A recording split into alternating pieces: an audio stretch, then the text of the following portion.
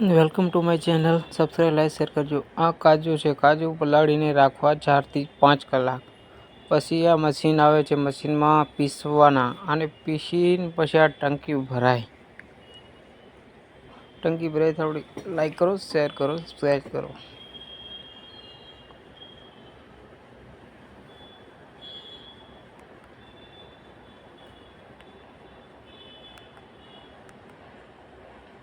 પછી એ બોઈલર ગયો. બોઈલરની અંદર નાખવાના કાજુ પીસેલા. પછી આની અંદર થોડીક આપણે ખાંડ ઉમેરવામાં આવશે. કાજુ અને ખાંડ પ્યોર. કાજુની અંદર કોઈ મિલાવટ નહીં. આ ખાંડ નાખે છે.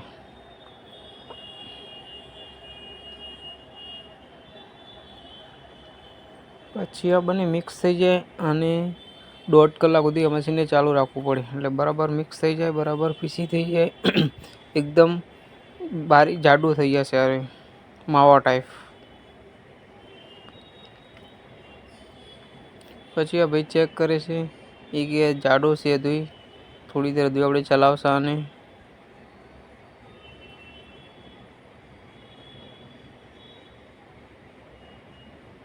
પછી આની અંદર એકદમ જાડું હોય. હવે આની અંદર પાતળો થશે.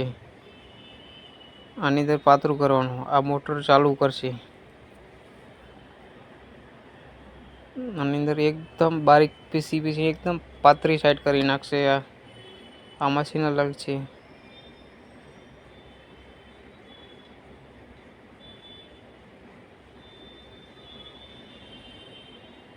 પછી એની ઉપર 6 કિલો વજન કરીને પછી એક બીજા પાટલા ઉપર નાખવાની.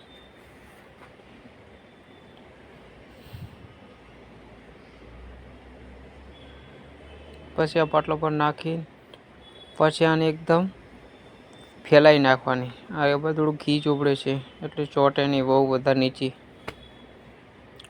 ત્યારબાદ આ વેલણથી એકદમ પાતળી સાઈઝ રાખવાની. પછી 1.5 કલાક 1 કલાક સુધી સુકાવા દેવાની. પછી આને કટિંગ કરશે. કટિંગ કરીને પછી આ બોક્સ ભરવાના પાવ કિલોના. આ કાજુ કટલી રેડી.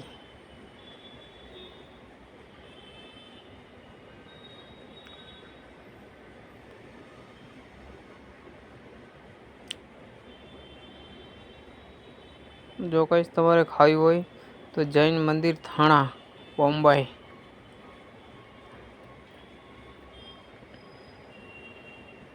બહુ મોંઘી છે. 1000 રૂપિયાની કિલો છે. આ પેક થઈને પછી આવશે. જો પેક થઈ ગઈ કાજુ કતરી પરફેક્ટ.